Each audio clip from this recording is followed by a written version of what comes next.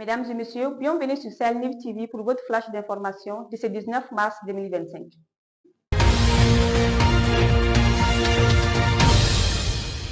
L'état-major général des armées informe l'opinion que l'exploitation des renseignements et la trappe des groupes terroristes continuent sur l'ensemble du territoire national.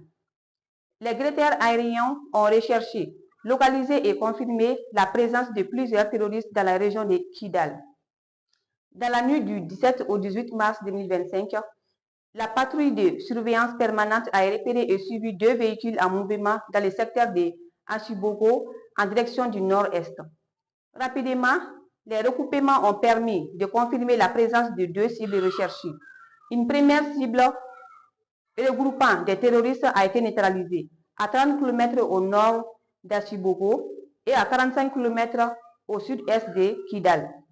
Une deuxième cible, avec un véhicule pick-up couvert de bâches, a été traitée à 208 km au nord-est de Kidal. Les terroristes Ahmad Lamine Ag-Oga et Badaï Ag-El-Medi, originels de Menanka, et recherchés pour des actes odieux commis contre les paisibles citoyens, ont été neutralisés pendant ces frappes. De nombreuses bases et cachettes logistiques ont été également repérées et identifiées.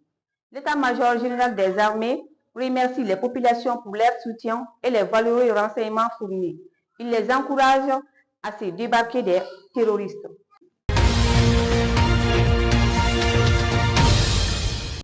Burkina, 2 ans de présidence, les réalisations majeures du capitaine Ibrahim Traoré au Burkina Faso.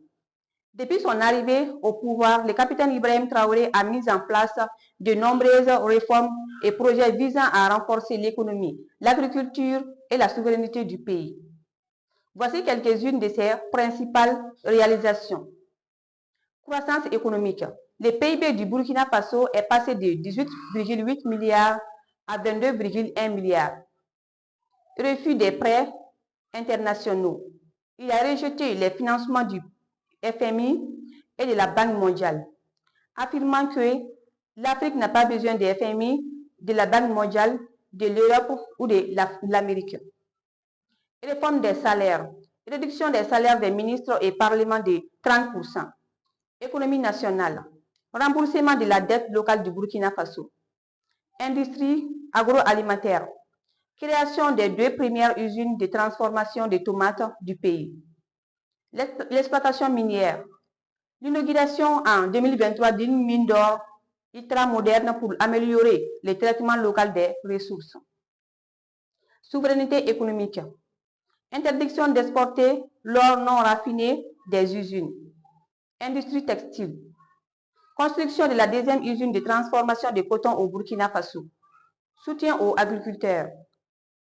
Ouverture du 1er centre national d'appui de la transformation artisanale du coton. Justice.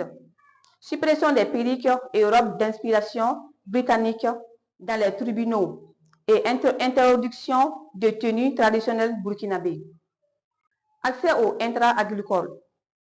Fourniture des semences améliorées et autres équipements pour maximiser les rendements. Souveraineté médiatique. Interdiction des médias français dans les pays.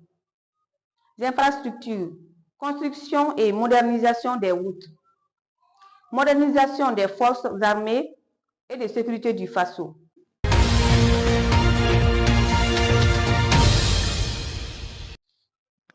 Accès stable et abordable à l'électricité pour tous au Mali.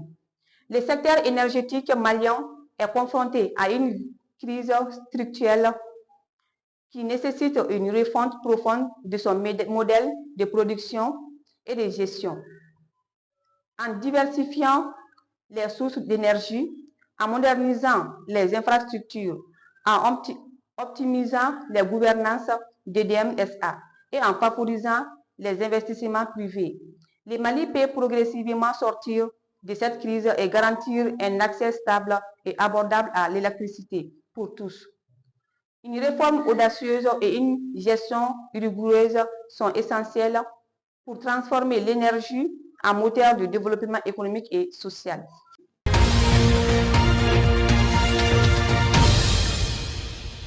La haute autorité de la communication AC du Mali a annoncé de nouvelles mesures pour rendre les médias et les réseaux sociaux plus responsables.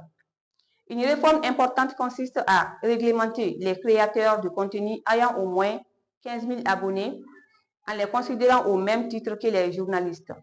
Cela vise à lutter contre la désinformation et les discours de haine tout en favorisant un environnement d'information sain et éthique. C'est une avancée importante pour assainir les paysages médiatiques et protéger les utilisateurs en ligne. C'est tout pour ces flashs d'information. Merci de l'avoir suivi et à très bientôt.